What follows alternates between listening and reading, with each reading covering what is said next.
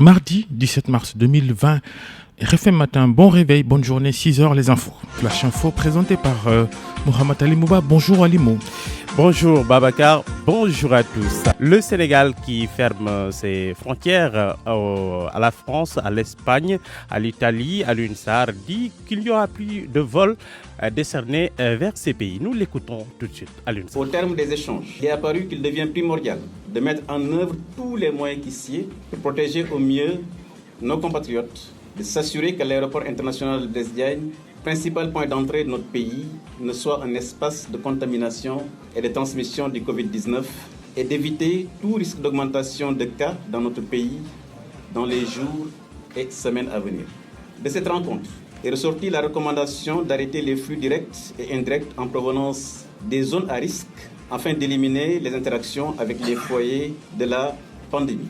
Ces recommandations ont été soumises à son Excellence M. Macky Sall, président de la République du Sénégal, pour validation.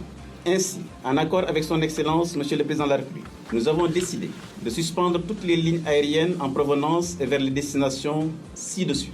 En Europe, il s'agit de la France, de l'Italie, de l'Espagne, de la Belgique et du Portugal. Au Maghreb, il s'agit de l'Algérie et de la Tunisie. Cette mesure sera applicable à compter du mercredi 18 mars 2020 à 23h59 pour une durée de 30 jours. Ne sont pas concernés les vols cargo pour lesquels les équipages devront rester à bord et leur temps d'escale réduit au strict minimum, ainsi que les vols d'évacuation sanitaire.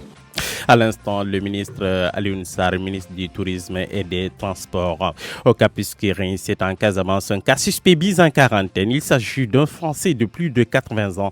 Des prélèvements effectués sont envoyés à l'Institut Pasteur de Dakar. Les résultats attendus. Après Mbaye perd les convocations à la section de recherche de la gendarmerie pour diffusion de fausses nouvelles se multiplient. Moustapha Messere, convoqué ce mardi à 10h à la section de recherche, il avait publié une vidéo pour dire que la maladie n'existe pas, tout comme celle d'homme. Une violente bagarre vire au drame à Thiaroye-sur-Mer. Malik Thiam, 14 ans, a succombé après avoir reçu des coups de couteau de la part de deux jeunes. Selon le tuteur du défunt, les blessures constatées au niveau de la cuisse ont occasionné beaucoup d'hémorragie. De loin, le pays d'Europe le plus touché par le coronavirus, l'Italie, vient de dépasser la barre des 2000 morts. C'est le dernier bilan officiel publié à Babacar dans la soirée du lundi. Le flash info de Mohamed Ali Mouba. RFM Matin 6h tegal na yenti minute jàngeen jëf mbokk yi bismillah ci xabaar yi ci gàttal ci wolof. Mohamed Ndiaye, salaamaaleykum. waaleykum salaam Serigne Fall Babacar maa ngi lay nuyu auditeurs yi rafetlu yeewu beek ànd bi ak rajo Futur Média jukkib xabaaru suba si doore kook lii di jàngoroy coronavirus yi ca Cap Skirring ga ca Casamance benn waay bu ñu ko fay njoxtal ne da ko amee benn waay la bopp am na ñeent fukki at ak lu teg ma nga fekk baax France benn waay boo xam ne am na juróom-ñett fukki at ak lu teg fekk baax France jamono ji ma nga ñu ber maanaam mettre ko en quarantaine def ci moom i prélèvement ba yónnee ko Institut Pasteur ngir xool li nga xamante ne ji moo di résultat yi ak kon nan la war a tëddee ci woowile wàll.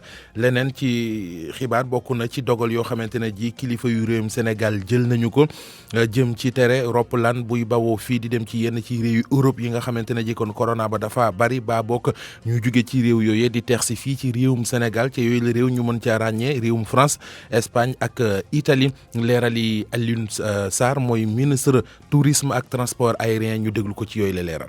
Expert ya nekk ministère du tourisme et du transport aérien ak waa ministère de la santé et de l'action sociale daje nañu seen mission moo doon ñu naka la ñuy def ba jàppale waa ministère de la santé pour que feebar bi di coronavirus ñu wàññi ni muy lawee ci réew bi ñu waxtaanee ba pare am na ay tegtal yu experts yi joxe pour ñu aar suñu kaaraange waa Sénégal fexe it ba aéroport international Blaise Diagne du nekk bërëb boo xam ne ku fa dem mën nga loru ci feebar bi nga xam ne mooy Covid-19 fexe it ba feebar bi ñu wàññi ko bu baax a baax ci biir réew mi loolu bi ñu ci waxtaanee jël nañu ab recommandation maanaam fexe ba réew ya nga xam ne fa la feebar bi amee doole ñu fexe ba dem beeg dikk bi diggante réew yi ak Sénégal ñu wàññi ko à partir du mercredi 18 mars 2020 à 23h59.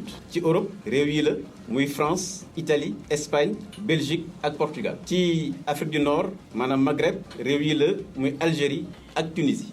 am na vol yoo xam ne nag bokkuñu ci maanaam vol yoo nga xam ne ñooy transporter marchandise ñu tudd leen vol cargo ak it vol yoo xam ne dañuy def évacuation sanitaire maanaam ñu feebar la ñuy yóbbu. lii bu ko gouvernement du Sénégal jëlee c'est parce que kaaraange Sénégal moo war a jiitu. ki nga xamante ne ji moo di Moustapha Messere tey jii convoqué nañu ko ca section recherche bu gendarmerie Colobane lañ ko fay yóbboo nag moo di lañ ko fa wooloo mooy daal dafa defoon vidéo jaare ko ci réseaux sociaux yi moom Moustapha Messere di wax ne coronavirus kon amul ci réew mi loolee la gendarme yu section recherche yi bëgg a lijjanti ak moom keneen ku ni waxoon lu ni mel te ñu lijjanti ko moom ak moom démb moo di communicateur traditionnel bii di Abdoulaye Mbaye Peex moom it gendarmerie convoqué woon nañ ko ba déglu ko ci moom i mbir Selbé Ndom it di seetkat bi ñu ngi koy séntu foofee ca kanamu enquête kat yi ngir moom it lu mu waxoon ne coronavirus amul ci réew mi mu wax kon ana loolee fan la ko teg. jukkib xabaaru suba si ci rajo Futur Média xeex bu mitti sax ba bakkan tëdd ci moo am ca Caaroy Géej Malick Thiam moo faatu fukki at kon ak ñeent nee nañu moom la amee. da doon jàppante ak xaritam xarit ba daal di koy jàmpaaka ca la kon jaaree faatu loole mooy li nga xamante ne ji ay mbokkam xamle nañu ko.